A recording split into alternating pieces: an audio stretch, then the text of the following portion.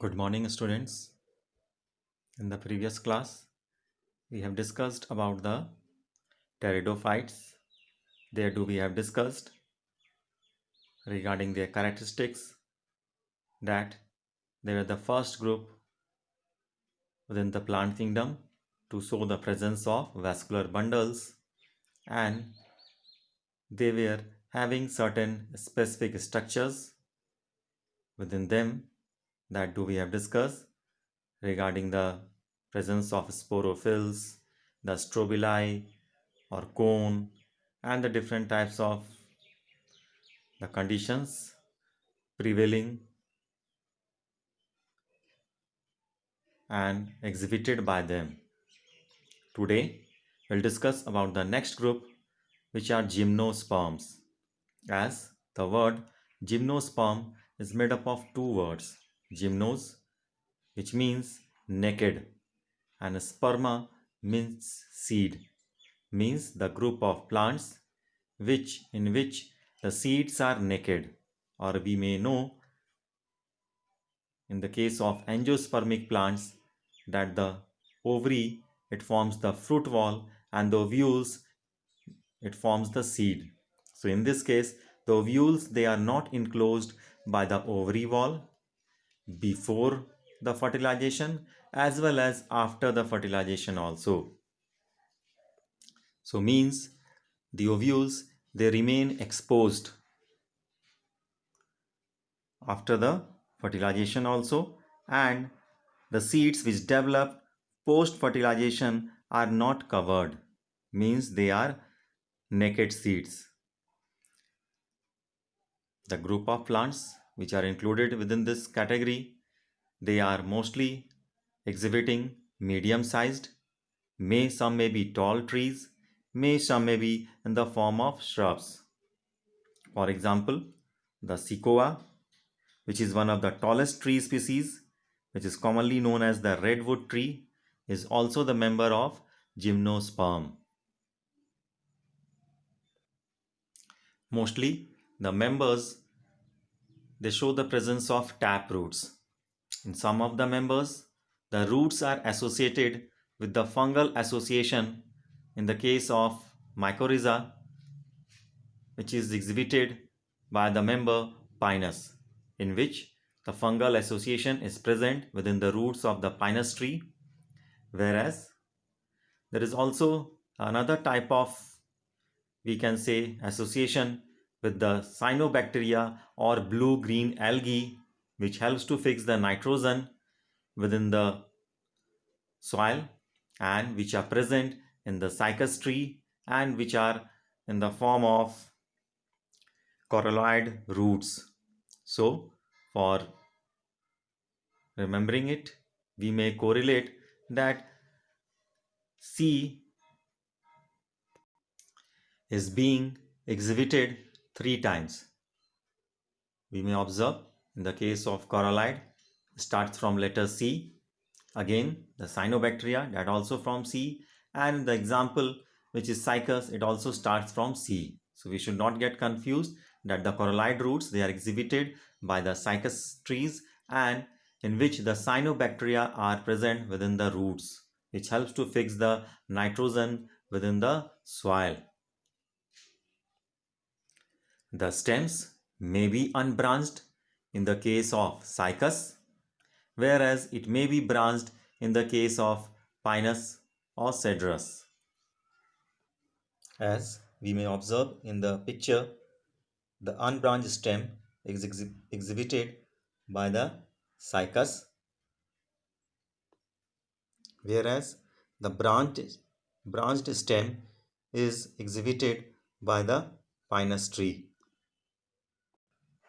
If we go for their main plant body, the main plant body is sporophyte. As we have discussed in the case of pteridophytes also, their main plant body was a sporophyte. But in the case of the bryophytes, we have discussed the main plant body was the gametophyte. So the main plant body within the case of gymnosperms is sporophytic. As for the leaves are concerned, the members they may have either simple leaves or compound leaves. Simple leaves we may define when it's lamina, or we may say it is entire, or when incisions are there, when incised, the incisions they do not touch the midrib. For example, we may observe the common leaves of the guava plant or the people. So they are the examples of simple leaves. But in the case of compound leaves, they are specifically of pinnate type. What is the case for the pinnate type? We may observe it is a compound leaf. We may know the compound leaf is that such type of leaf in which the incisions of the lamina reach up to the midrib, breaking it into a number of leaflets. So the leaf is called as compound leaf. For example, here pinnately compound leaf has been drawn, where we may observe the axis within which the leaflets they are borne, and at the top the terminal leaf is present there. So in the case of cycas tree, it bears pinnately compound leaf. As for their shapes are concerned, the gymnosperms mostly they are well adapted to withstand extreme of temperature, humidity as well as wind. So the leaves present within them they also show a specific type of shape. In the conifers, the needle-like shapes. So in the conifers, the presence of needle-like shapes they helps to reduce the surface area as we may compare to the normal leaves, in which the surface area is much more, through which it would be losing much more amount of water through transpiration through their stomata. So in the case of needle-like leaves, the presence of thick cuticle as well as the sunken stomata, it prevents the loss of water through the process of transpiration. The gymnosperms, they are heterosporous, means they produces haploid microspores and haploid macrospores. As do we have discussed in the case of pteridophytes, in the case or in the member which were Selaginella and Salvinia, they were showing this type of spores, means heterospores. So one was the smaller, which was the microspore, which was the male, and the macrospore, which was a bigger, it was the female part. So these two kinds of spores, they are produced within the sporangia. As do we have discussed within the pteridophytes, the sporangia, which is enclosed by these leaf-like structures, they are called as sporophylls. And within the sporangia, the spores are formed by the meiotic division, by the reductional division, and when these sporophylls they form the compact structure around these sporangia, they forms the strobili or cone. So just like here in the case of gymnosperms also, the male strobili or cone, which is a microsporophyll, and it is having microsporangia. So means the male strobili or the male cone, it would have microsporophylls, means the leaves it would be smaller in size, and the spores which would be produced, it would be also smaller in size within the male cone, and it would be producing the male gamete. So we have to be careful while remembering the terms. What do we mean by microsporophylls, microsporangia? So don't get confused. Regarding the microsporophylls, means the leaf-like structures which encloses the sporangia. For example, in the case of pteridophytes, do we have discussed regarding the strobilus or the cone, which was formed when compact sporophylls was enclosing the sporangia. So this is the example that do we have discussed in the case of pteridophytes within the equisetum, the strobili or the cone. So just do like in the case of gymnosperms also, the male strobili or the male cone, it bears microsporophylls, means the sporophylls would be smaller, and within which the sporangia would be also smaller, which would be microsporangia. So the microspores present within the microsporangia develop into a male gametophytic generation, which is highly reduced and confined to only a limited number of cells, and this reduced gametophyte is called the pollen grain. So we may understand that the pollen grain is formed where? It is formed within the microsporangia, and the microsporangia, it is surrounded by microsporophylls, and which is the male strobili or male cone.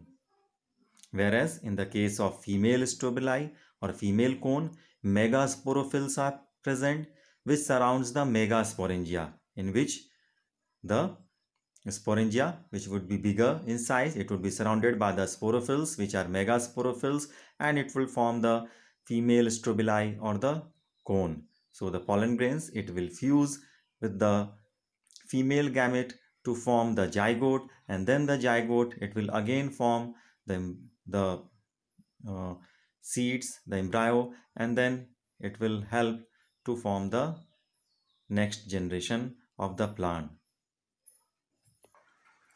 Now we will try to understand about the formation and development of the female gametophyte.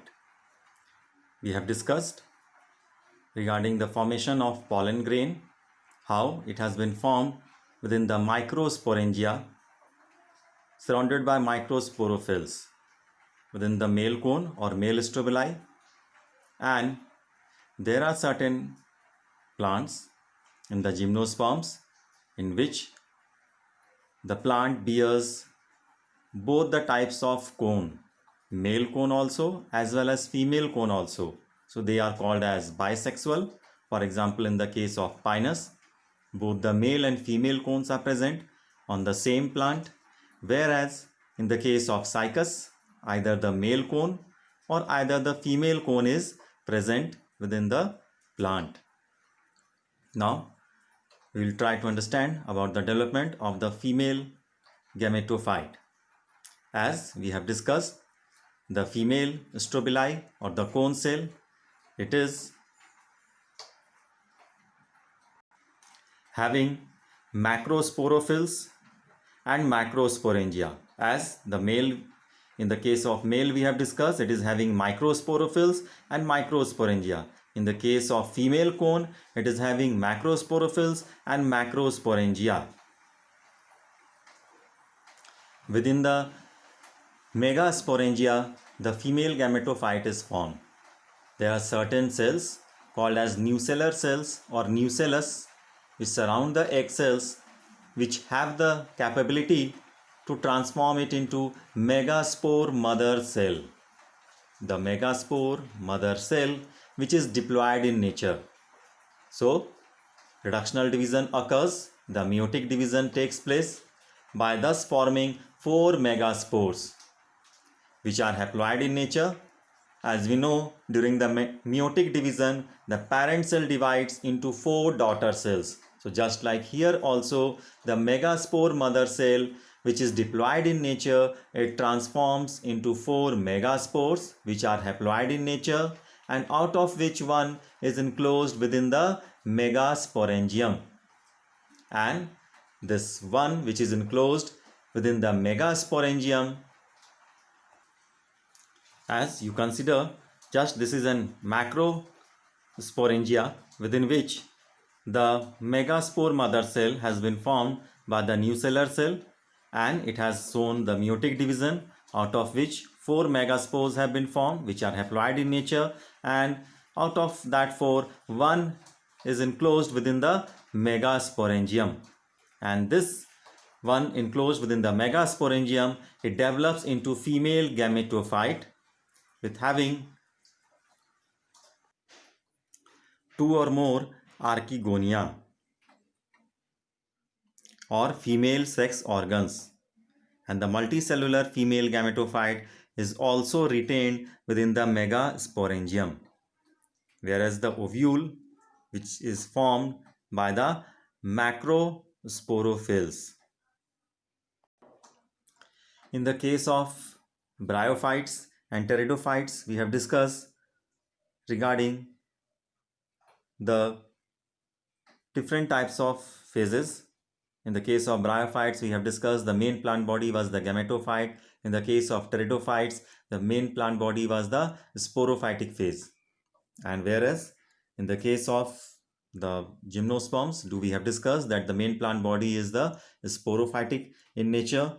And as we have discussed just now, that unlike bryophytes and pteridophytes, in gymnosperms, the male and the female gametophytes, they do not have an independent free living existence.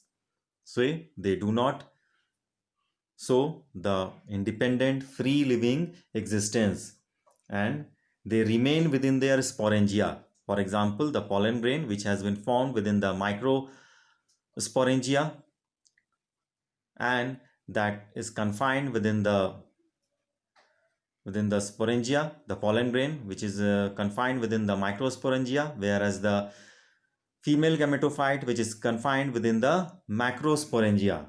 So they retain within their sporangia on the sporophytes, and the pollen grain which is released from the microsporangium are carried by the air currents.